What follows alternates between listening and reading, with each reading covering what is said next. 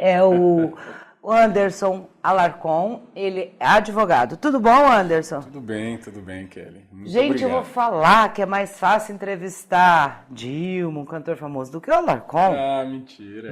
Nossa, ele é muito ocupado. Pensa num homem ocupado. Você não para, né? A gente anda bastante, né? Tem muita conta para pagar, então tem que correr atrás. Tem mesmo. Eu costumo brincar que lá em casa a gente tem várias bíblias. Além da nossa bíblia normal, nós apelidamos os nossos carnês de bíblias, porque são tão grandes que mais parecem bíblias. Verdade, né? São uns livros, né? São os livros. Anderson, vamos falar um pouquinho de política? Vamos, eu gosto desse assunto. política, As eleições estão aí, 2016 já passou o carnaval, já começou. O ano começou. Começou. E o que nós vamos falar de política? Das eleições agora? Eu acho que seria menos pior, né? Nossa, porque o Brasil tá legal, né? Você sabe que eu brinco com isso, mas eu gosto muito de falar de política. Sou advogado publicista, atuo nessa área eleitoral, pública, e tenho visto com muita preocupação os tempos que nós temos vivido e enfrentado, não só sob a ótica dessas notícias da imprensa, Lava Jato e tudo mais, mas mais do que isso. Não só essa bagunça, sob né? a ótica de algumas ausências que nós, enquanto cidadãos, estamos tendo sem, ao menos, nos apercebermos disso. Então, eu vejo com preocupação, por exemplo, essa necessidade humana de procurar um herói, procurar um salvador da pátria, achar que o defeito está sempre no outro, apontar o dedo em riste para um terceiro, mas às vezes esquece de olhar para si mesmo. Mas aquele dedo apontado, tem 3 apontados para si, Contra né? si, né? Contra si, né? Conta então, a história, né? Isso. Conta a história, não. É a verdade. É verdade. E é um ano importante, né, Kelly? Porque é um ano de eleições municipais e a gente tem feito uma cruzada aí pelo país, representando algumas entidades e também o nosso escritório. Nós estamos hoje com atuação em alguns estados brasileiros, no sentido de tentar conscientizar as pessoas que o Brasil, como já disse o famoso Rui Barbosa, ele não passa de uma soma de municípios. Com certeza. Se nós pararmos para pensar, a União, o Estado, são ficções jurídicas. O que existe de fato e de direito é o município. Com certeza. A vida acontece no município. Sempre brinco que até hoje eu não conheci ninguém que se casou na União e se formou no Estado. As pessoas, verdade. a vida decorre, ela corre e ocorre no município. E apesar disso, nós temos um sistema um tanto perverso e até mesmo ininteligível, no sentido da gente não conseguir entender por que, apesar da vida acontecer no município, o município é quem mais faz e quem menos ganha. O menos recebe, né? É o que menos recebe. É por último, né? O que então cai a gente lá. tem falado sobre a necessidade de pensar e repensar um novo pacto federativo, repactuar a Federação Brasileira, melhorar essa divisão de tributos. Imagine você, e muita gente não sabe disso, digamos que eu pague aqui uma diária de R$100 num hotel. Em média, R$40 desses 100 serão recolhidos ao Tesouro a título de impostos. Esse dinheiro cai lá, em regra, no cofre da União, que depois de processado distribui um pouquinho para o Estado, e quase nada, e às vezes nada, vem para o município. É algo que não dá para entender, isso precisa ser repensado, precisa ser repactuado, porque se a vida acontece de fato no município, o município precisa começar a ser privilegiado nesse aspecto e receber o tratamento devido. Verdade, mas eu acho assim, sabe, Anderson, muito legal isso que você está falando e tal, mas eu acho tão complicado o Brasil mudar alguma coisa. Ele não muda nem o que está ruim, cara. Não muda nem o que está estampado na cara. Eu acho que o povo brasileiro é muito acomodado. Eu tenho essa opinião. Por isso que é importante a gente se preocupar agora, nesse ano, que são as eleições municipais que mexem com o país inteiro, né? Com cada comunidade, cada bairro, com certeza. cada canto desse país. É uma eleição diferente esse ano, porque vai ter um tempo absolutamente reduzido. O que, sob ponto de vista teórico, é ruim. O que vai ser reduzido? O tempo de votação, propaganda, o período eleitoral. Você acha ruim? Você sabe que é interessante essa sensação de um primeiro ponto do povo, né? de que é bom. Do povo. Mas a gente não recebeu isso assim com muita felicidade, porque se nós pararmos para pensar no instituto, no conceito, para que isso serve, aí a gente lamenta, porque a eleição ela é o momento do debate por excelência. Quando você reduz esse prazo, você está, de alguma maneira, violando... E por que foi reduzido? Você sabe? Ninguém sabe. É a pergunta que todo mundo faz. A gente agora está analisando os efeitos dessa redução. Por exemplo, com um tempo de campanha diminuto, terá privilégio e benefício nessa disputa aquele que já tem mais exposição perante a sociedade. Então, um padre, um pastor, quem já é detentor de um mandato... Isso é ruim sob esse ponto de vista, porque você impede, digamos, uma oxigenação. Aqueles que muitas vezes são bons e gostariam de entrar na disputa, mas são desconhecidos e sequer terão tempo para conseguir disputar com algum grau de igualdade com essas pessoas. Então é uma eleição diferente, uma eleição com uma campanha bastante reduzida e que, honestamente, como você aqui falou, a gente não vê aí muita esperança no horizonte.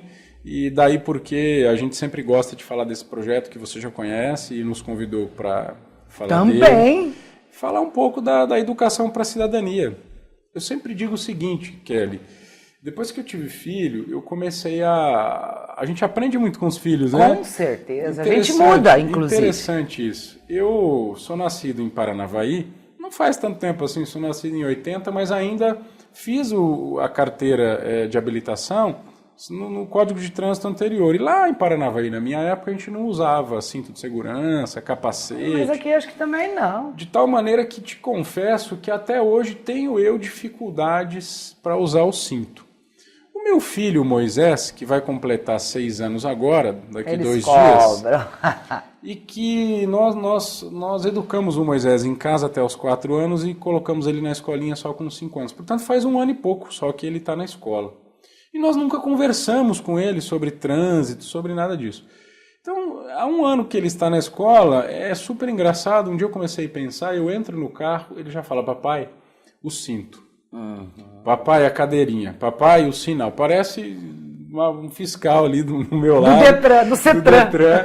E eu acho isso tão bonito e fiquei pensando, comentei com a minha esposa, falei assim, gente, da onde vem isso? E aí quando deu aquele tique, falando, nossa, isso aí é educação para o trânsito. E tomara que as próximas gerações fiquem e venham... Isso veio da onde? Da mais escola, né? E melhores educadas nesse sentido. Pensando nisso, então nós nos associamos a um projeto muito interessante chamado Educação para a Cidadania e Direitos Humanos. Um projeto muito bacana, desenvolvido por uma Câmara Municipal de uma cidade do interior de Minas Gerais, Pouso Alegre.